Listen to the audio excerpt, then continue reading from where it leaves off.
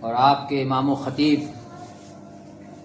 آپ کو اس لیے جگا رہے ہیں کہ روز تو آپ جاگتے ہیں یا سوتے ہیں اپنے لیے، آج آپ جاگ رہے ہیں اپنے ماں باپ کے لیے، کیا کہنا، ماشاء اللہ، سبحان اللہ، سبحان اللہ، اپنے خاندان والوں کے لیے۔ بے شک یہ آپ کو جگا رہے ہیں، اس میں آپ کے خاندان کا فائدہ ہے، آپ کے ماں باپ کا فائدہ ہے۔ اس لیے کہ ابھی حضرت نے کہا کہ محفل کے بعد آپ قبرستان جائیں گے، تو قبرستان کیا لے کے جائیں گے؟ وہی اکٹھا کروا رہے ہیں۔ کیا کہنا، واہ، سبحان اللہ کہہ دیجیے بھائی۔ قبرستان میں جا کے کیا بخشیں گے؟ جب کچھ لے کے کچھ اکٹھا ہوگا جبھی تو جب بخشیں گے وہاں جا کے۔ تو یہ چاہ رہے ہیں کہ زیادہ سے زیادہ یہاں اکٹھا کر لیجئے، ہے نا؟ نعت کی برکتیں، ناظم اجلاس کی نظامت کی برکتیں، ان کے ترنم کی برکتیں، ان کے خوشگلوئی کی برکتیں، مدح و ستائش کی برکتیں، تلاوت کی برکتیں، تقریر کی برکتیں، قرآن کی نور اور نورانیت کی برکتیں، علماء کرام کی زیارت کی برکتیں، شعراء کے شعر کی برکتیں، کیا کہنا، خطیب کے خطابت کی برکتیں، کیا کہنا، ادیب کے ادب کی برکتیں، واہ واہ واہ، قرآن کی تفسیر کی واہ برکتیں، واہ واہ، حدیث کی برکتیں، کیا کہنا، ماشاء کی تمام برکتیں یہاں پہ آپ کو مل رہی ہیں، کیا کہنا، اور یہ سب اکٹھا کر کے آپ اپنے ماں باپ کے پاس ابھی جائیں گے، کیا کہنا، ماشاء ہے نا؟ اور یہ جانا خود حضور نبی اکرم صلی اللہ علیہ وسلم سے ثابت ہے۔ بے شک حدیث پاک میں ہے، پیارے آقا حضور نبی اکرم صلی اللہ علیہ وسلم کی سب سے چہیتی بیوی، 12 بیویوں میں سب سے چہیتی سیدنا حضرت عائشہ صدیقہ رضی اللہ تعالیٰ عنہ سے مروی ہے یہ حدیث۔ سرکار عائشہ صدیقہ رضی اللہ تعالیٰ عنہ فرماتی ہیں، فقدت رسول اللہ صلی اللہ تعالی علیہ وسلم لیلہ، میں ایک رات پیارے آقا حضور نبی اکرم صلی اللہ تعالی علیہ وسلم کو اپنے بستر پر نہ پائی، بے شک فَإِذَا هُوَ بِالْبَقِيعِ، تو میں نے جب تلاش کیا تو تلاش کے بعد ان کو بقیع قبرستان میں پائی۔ بقیع قبرستان بقیع میں آقا کو پائی۔ اچھا، یہاں پر ایک بات سمجھنے کی ہے کہ لوگ کہتے ہیں کہ میرے غوث اعظم سنتے نہیں، ہم یا غوث المدد کیوں کہیں؟ لوگ کہتے ہیں گنبد خضرا کے مکین سنتے نہیں، ہم یا رسول اللہ کیوں کہیں؟ دیوبندیوں کے کسی کتاب میں آپ کو یا رسول اللہ نہیں ملے گا، چیلنج ہے۔ جی جی جی، کسی کتاب میں یا رسول اللہ کا لفظ نہیں ملے گا۔ کیوں نہیں ملے گا؟ اس لیے کہ ان کا عقیدہ ہے کہ وہ سنتے نہیں۔ آپ کو یا غوث المدد کا لفظ دیوبندیوں کی کسی کتاب میں نہیں ملے گا، اس لیے کہ ان کا عقیدہ ہے کہ غوث اعظم سنتے نہیں۔ ہمیں جب بقیع قبرستان کے مردے سن رہے ہیں اور اگر سنتے نہیں تو حضور اپنے بستر سے اٹھ کے گئے کیوں؟ کیا کہنا، ہیں؟ اگر سنتے نہیں تو گھر میں بیٹھ کر کے فاتحہ پڑھے ہوتے، گھر میں بیٹھ کر کے قرآن پڑھے ہوتے، بے شک گھر میں بیٹھ کر کے تلاوت کیا ہوتا، گھر میں بیٹھ کر کے ایصال ثواب کیا ہوتا۔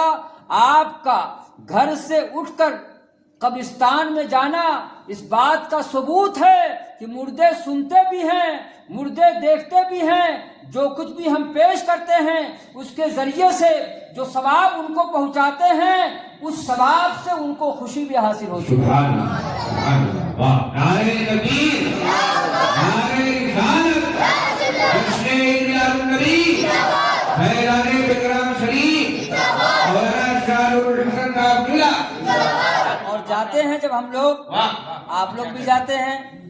ایک مرتبہ ابھی 4-5 دن پہلے ہی ایک دیوبندی سے ہم نے پوچھا، یہ بتاؤ قبرستان میں جاتے ہو تو آپ سلام کرتے ہو کہ نہیں؟ تو وہ خاموش ہو گیا۔ ہم نے کہا جواب کیوں نہیں دیتے؟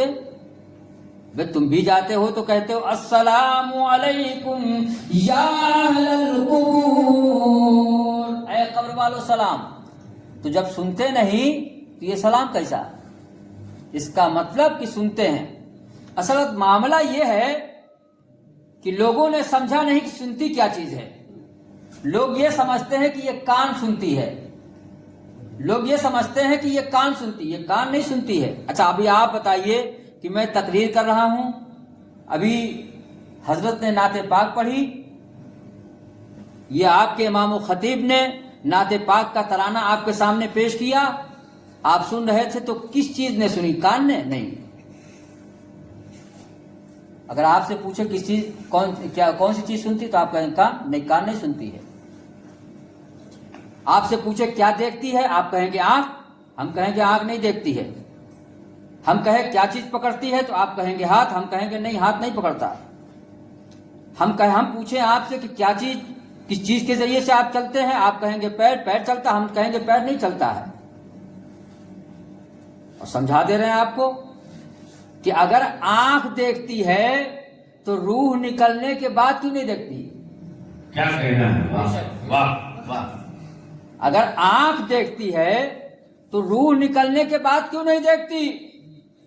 اگر کان کے ذریعے سنتے ہیں، کان کے ذریعے تو سنتے، لیکن کان ہی اگر سنتا ہے تو روح نکلنے کے بعد پھر کان کیوں نہیں سنتا؟ اگر پیر چلتا ہے تو روح نکلنے کے بعد پھر پیر کیوں نہیں چلتا؟ کسی مردے کو کہیے کہ میرے پاس چلے آؤ تو کیا آئے گا وہ؟ اس کا مطلب کہ پیر نہیں چلتا۔ کسی مردے سے کہیے کہ ہاتھ سے کچھ، ہاتھ اٹھا کر کے مجھے کچھ دے دو یا ہم سے کچھ لے لو، تو اس کا ہاتھ نہیں اٹھتا۔ اس کا مطلب یہ ہے کہ ہاتھ نہیں پکڑتا، ہاتھ نہیں سنتا۔ یہ سارا کرشمہ روح کا ہے، سارا کرشمہ روح کا ہے۔ اسی ایک بات کو، اسی مختصر سی بات کو دیوبندیوں نے سمجھا نہیں کہ جو ہم قبرستان جاتے ہیں، سلام کرتے ہیں، تو اصل میں وہ روح سنتی ہے، وہ روح سنتی ہے۔ اور انسان کا جسم تو سڑ جاتا ہے، ویسے حفاظ کرام کا جسم سڑتا نہیں، اولیاء کرام کا جسم سڑتا اور گلتا نہیں ہے، وہ مرتے نہیں ہیں۔ لیکن عام مردوں کی بات بھی یہ ہے کہ اگرچہ وہ سڑ گل جائیں لیکن ان کے جسم میں ایک ایسا ذرہ ہے جو ذرہ نہ کبھی سڑتا ہے نہ کبھی گلتا ہے، کبھی ختم نہیں ہوتا، چاہے اس کو شیر کھا جائے، چاہے وہ پانی میں ڈبو دیا جائے، چاہے اس کو آگ جلا دے، جسم تو گل جائے گا، سڑ جائے گا، لیکن جسم میں جو ایک ذرہ ایسا ہے، اور وہ کون سا ذرہ ہے؟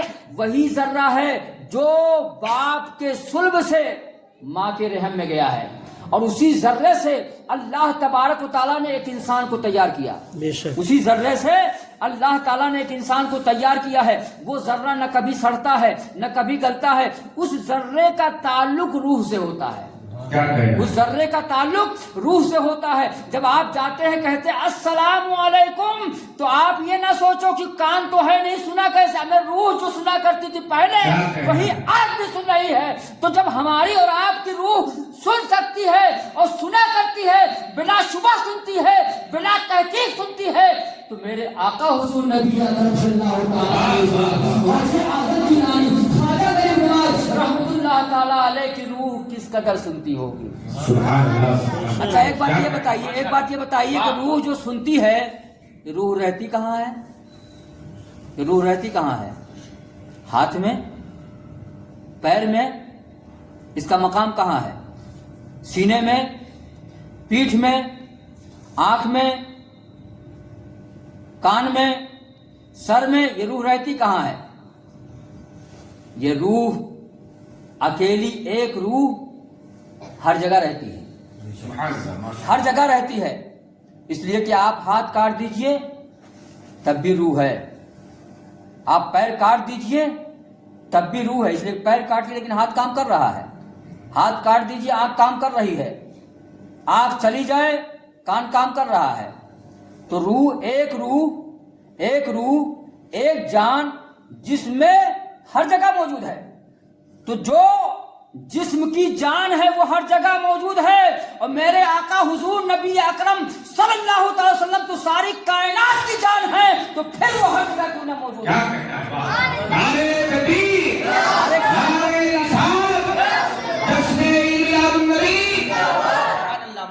نے کہا جان ہے وہ جہان کی جان ہے تو جہان ہے، جان ہے وہ، جان کیا مطلب؟ روح، جان ہے وہ جہان کی جان ہے تو جہان ہے۔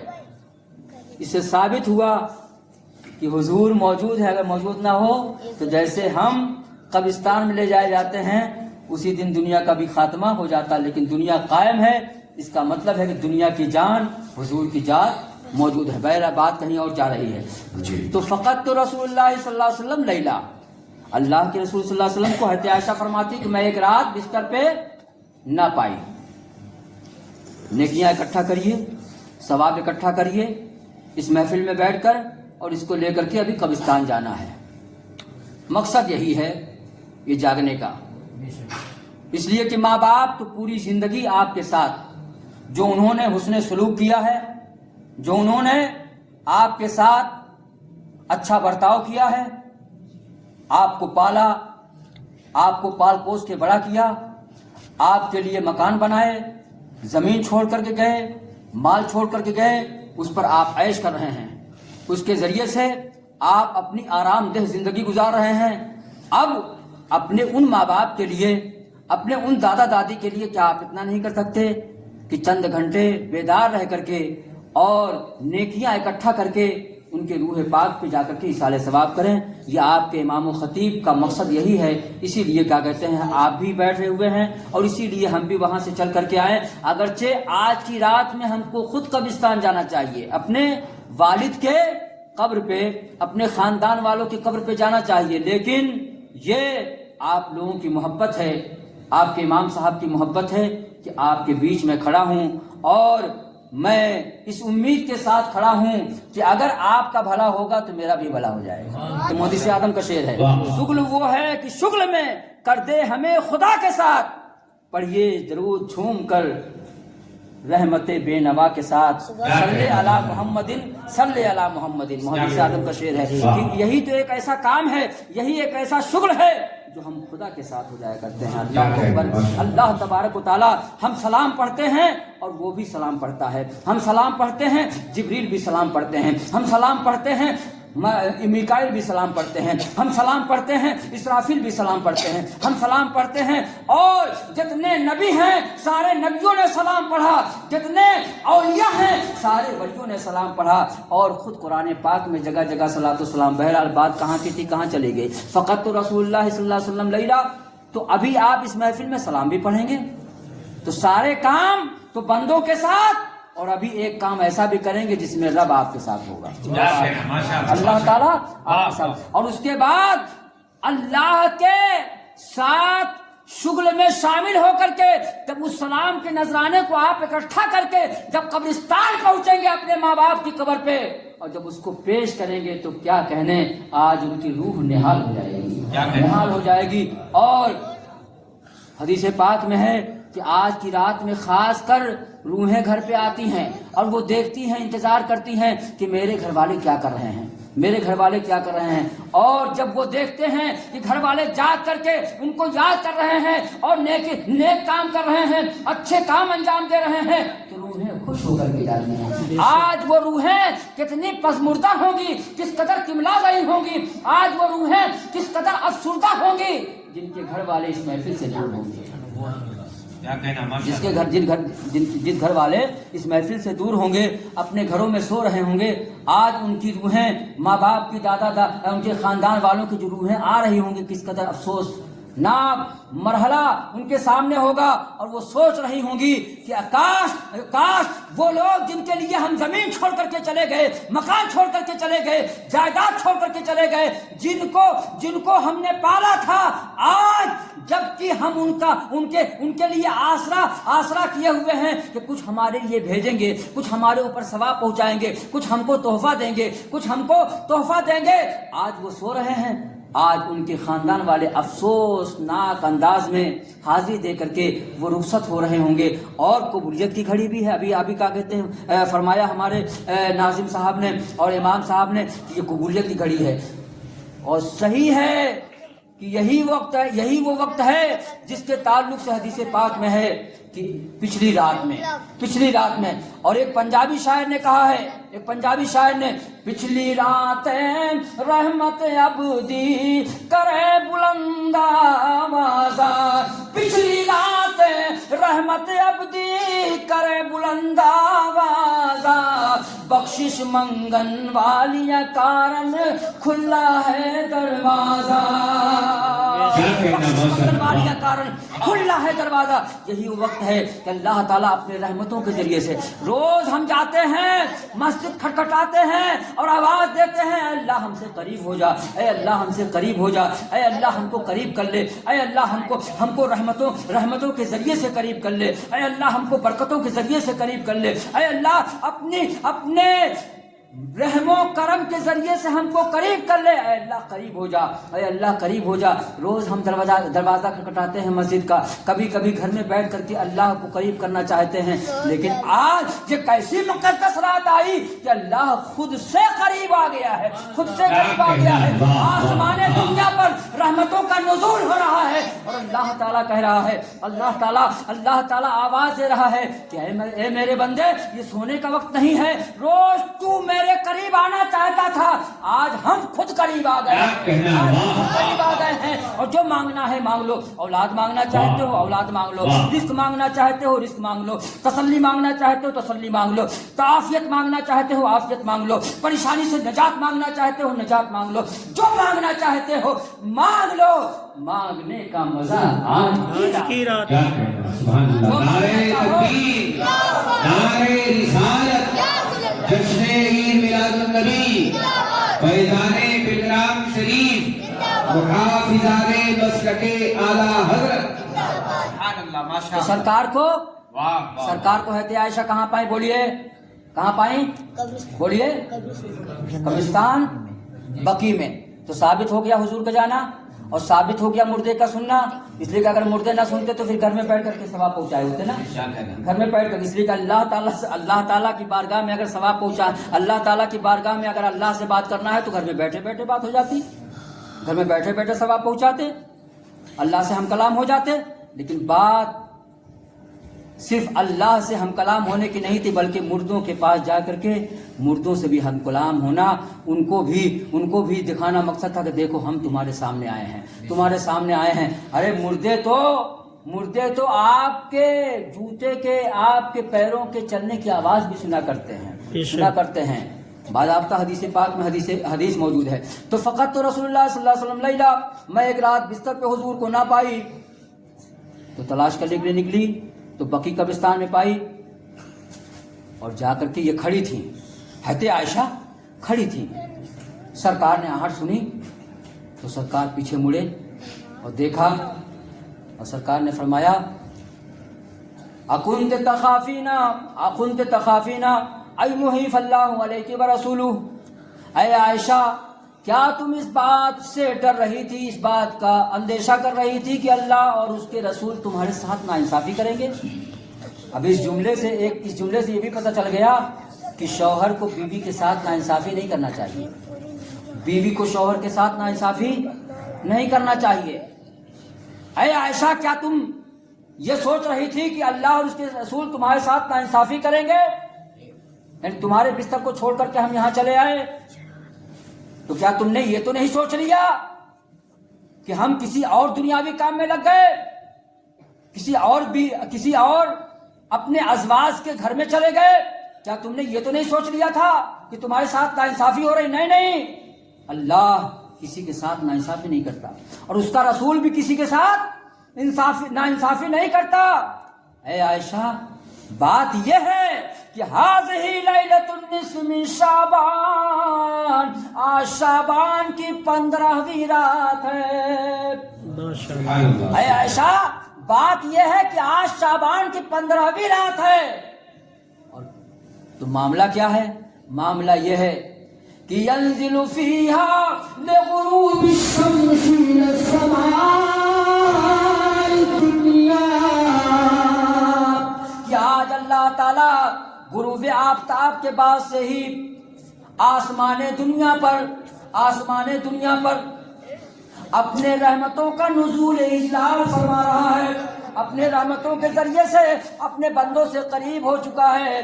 اور جب قریب ہو گیا ہے تو جب روزانہ اس کی رحمتیں برستی ہیں تو آج تو بہت زیادہ برس رہی ہیں, اور اتنا برس رہی ہیں، اس قدر برس رہی ہیں کہ اللہ تعالیٰ آج کی رات میں فَيَغْفِرُ لِأَكْثَرِ مِنْ عَدَدِ شَعْرِ غَنَمِ بَنِي كَلْبٍ۔ پیارے آقا حضور نبی اکرم صلی اللہ علیہ وسلم نے فرمایا کہ آج کی رات میں عرب کی سرزمین پہ جتنے قبیلے ہیں ان قبیلوں میں اے عائشہ سب سے زیادہ بکریاں، سب سے زیادہ بھیڑ کس قبیلے میں ہے تم جانتی ہو؟ بنو کلب میں ہے۔ کس میں ہے؟ بنو کلب میں ہے۔ اے عائشہ بنو کلب میں چونکہ سب سے زیادہ بھیڑ ہے، سب سے زیادہ بکریاں ہیں، تو سنو میں اس کی رحمت بتا رہا ہوں کہ اس کی رحمت کس قدر وسیع ہے آج کی رات میں۔ یہ بنو کلب کے ریوڑوں میں جتنی بکریاں ہیں، جتنے بھیڑے ہیں، ان بکریوں کے جسم پہ جتنے بال ہیں ان بالوں سے بھی زیادہ اللہ تعالیٰ گنہگاروں کو آج کی رات میں بخش دیتا ہے۔ آج کی رات میں بخش دے بخش دیتا ہے۔